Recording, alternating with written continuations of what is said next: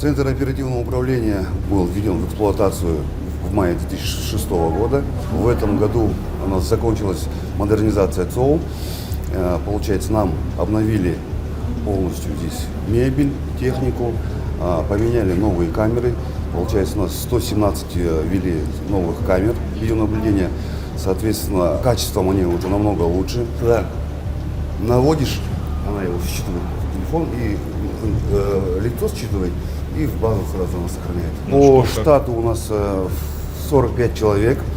Это у нас 12 операторов 102, 9 инспекторов видеонаблюдения, 4 навигатора и 4 старших инспектора ГУС.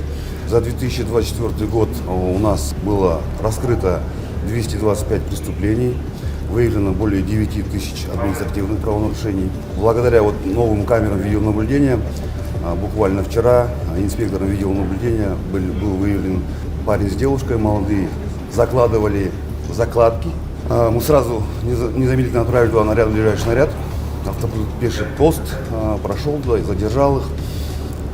При задержании у них было изъято 10 свертков, предварительно это гашиш.